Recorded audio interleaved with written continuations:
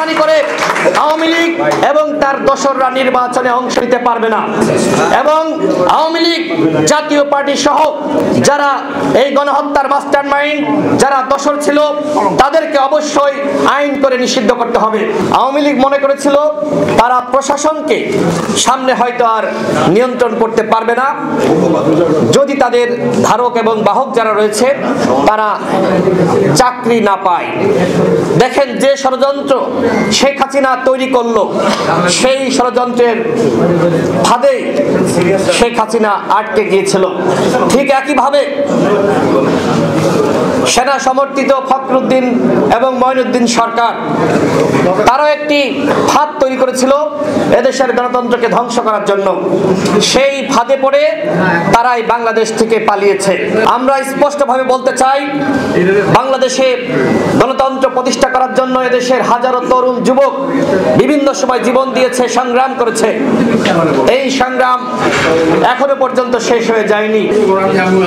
বিপ্লবের পরে যেখানে এখনো পর্যন্ত এদেশের জনগণ শোকে মাতম, সেখানে নাচ গানে উন্মাদনা তৈরি করা হচ্ছে। এগুলো কিসের ইঙ্গিত? আওয়ামী লীগের আমলে দেখেছি এদেশের তরুণ সমাজকে, এদেশের জনগণকে গণতন্ত্র, ভোটাধিকার সেই চেতনা থেকে দূরে রাখার জন্য আওয়ামী লীগ প্রতি বছর এ ধরনের আনন্দ উৎসবে মেতে উঠত এবং তরুণ সমাজকে বিভ্রান্ত করত।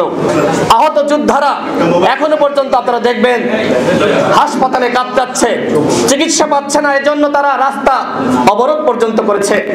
আমাদের সরকার কি করছে? প্রায়ই আমরা দেখছি একজন দুইজন করে শহীদ হচ্ছে, তাদেরকে উন্নত চিকিৎসার জন্য বিদেশে নেওয়া হচ্ছে না। বিপ্লবের চেতনাকে দূরে সরানোর জন্য, জাতিকে বিপ্লবের চেতনা থেকে দূরে রাখার জন্য আজকে নাচ গান শুরু হয়েছে। এখনো পর্যন্ত শহীদদেরকে পর্যাপ্ত পরিমাণ শহীদ পরিবারকে ক্ষতিপূরণ দিতে হবে, শহীদদের শ্রদ্ধা নিশ্চিত করতে হবে এবং যারা আহত হয়েছে তাদের সুচিকিৎসার ব্যবস্থা করতে হবে। আপনারা সকলে জানেন 2018 সালের কোটা সংস্কার আন্দোলন, সেই আন্দোলনে আমরা নেতৃত্ব দিয়েছিলাম।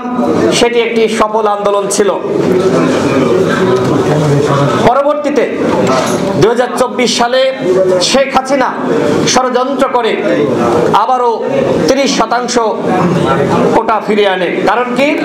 কারণ আওয়ামী পরিবারের এবং তথাকথিত মুক্তিযুদ্ধের চেতনার ধারক এবং বাহক যাদেরকে বলা হয় তাদের সন্তানেরা নাকি চাকরি পাচ্ছিল না।